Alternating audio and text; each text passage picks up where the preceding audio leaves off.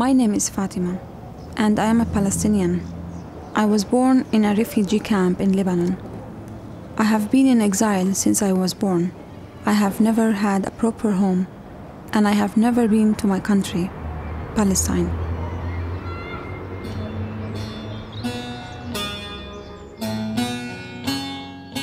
His Majesty's government view with favor the establishment in Palestine of a national home for the Jewish people and will use their best endeavors to facilitate the achievement of this object.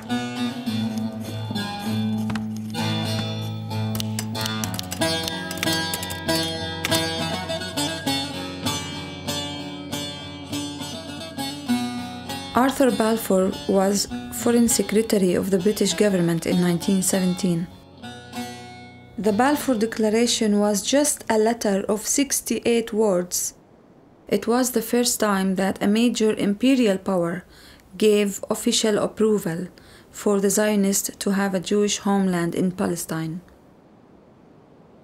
I knew he was British, but I couldn't imagine that the person who affected all of my life was Scottish and came from a large country state, a few hours' drive from where I ended up. When I heard about it, I wanted to go to see his home.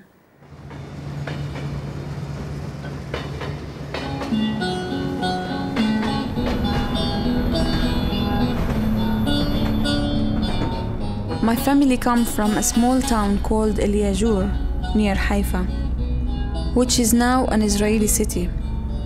My parents were farmers. They had lands and they used to plant vegetables, wheat, and olives. They fled from Haifa in 1948, 2 weeks before the State of Israel was created. It was nighttime when they saw the Zionist tanks at the edge of the town, so they fled to the next village. They went to Shafa Amr, and then they were under attack again by both British airplanes and the Zionist Haganah gangs. So they fled to Kufr Manda, then to Mi'ar, and from Mi'ar to Sha'ab, Majd al-Krum, Deir al-Asad, and Harfish. They reached the border of Lebanon and they went east to Baalbek city. They lived there for 10 years in a refugee camp called Galilee. After that, they moved to Beirut and settled in Shatila camp, where I was born and grew up.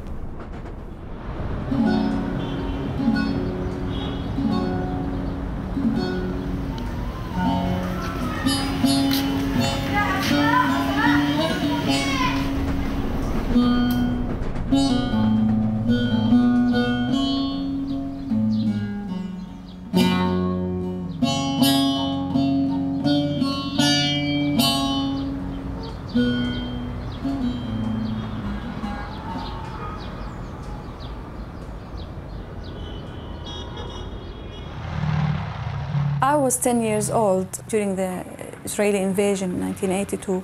The Israeli entered the west of Beirut. They made a siege of the two camps, Sabra and Shatila. At 4 or 5 p.m., they started shooting the camp.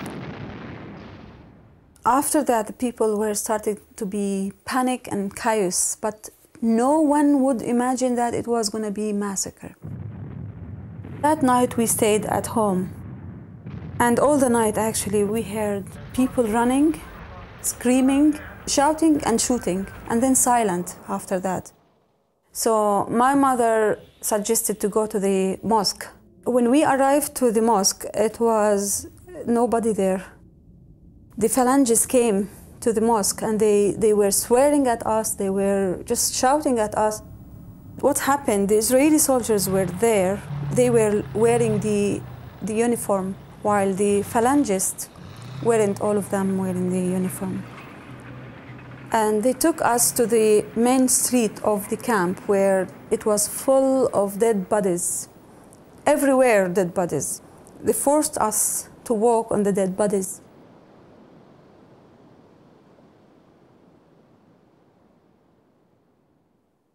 I remember When we were walking on the dead bodies before we left, it was what I saw was my cousin Aida, and she was raped. She was with no clothes, and she was lying dead in the street.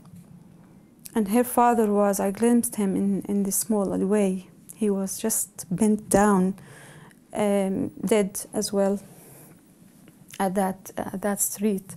So that was too much. When I saw it, I couldn't believe they killed my cousin. I couldn't speak about these things for 2 years.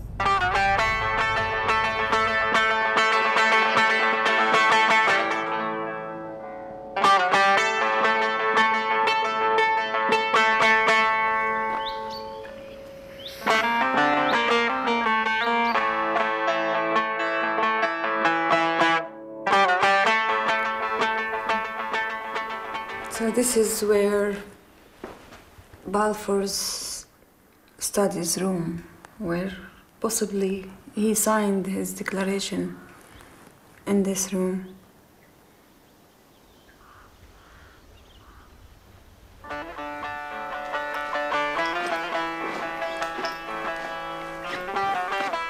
By signing the declaration, Balfour gave away the land of my parents and grandparents. The declaration contained a guarantee to safeguard the human rights of non-Jewish communities living in Palestine. Those rights have been ignored ever since.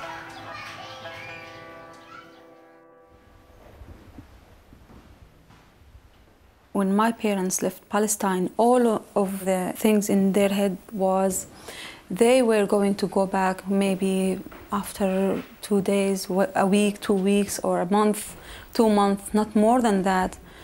And we're still living in refugee camps since 1948 till now.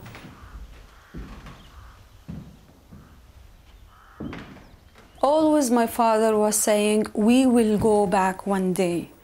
We will go back one day to Palestine. And I remember like I came to Britain. I phoned him once and I told him, why don't you come and stay with me? I want you to stay with me. He said, just 2 cases I could leave the camp.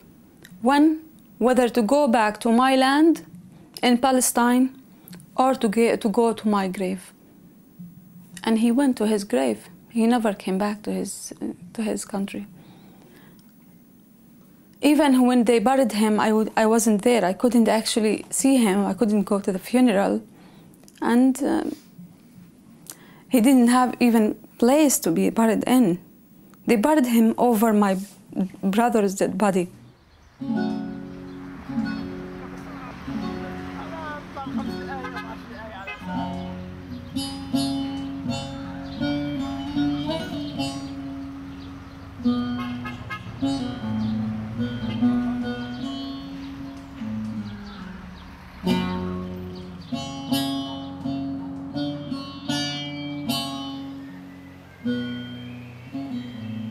Balfour was very attached to his land and his home in East Lothian.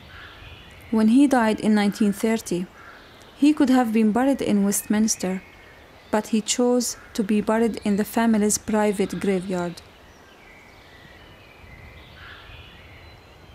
Balfour's promise to the Jews made us refugees. After 6 years in Scotland, I am still an asylum seeker, and I could be deported tomorrow. But where to? If I could go back to my country, yes, to my land, I could forgive these people. But at the moment, no, I can't.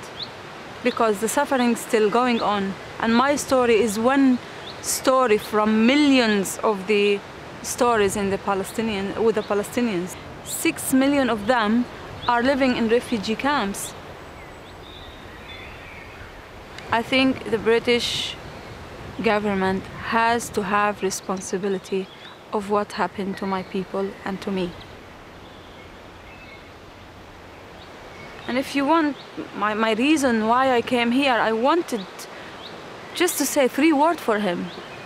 Shame on him, that's all I wanted to say, honestly. That's the whole reason I wanted to come here, to say shame on you, Balfour.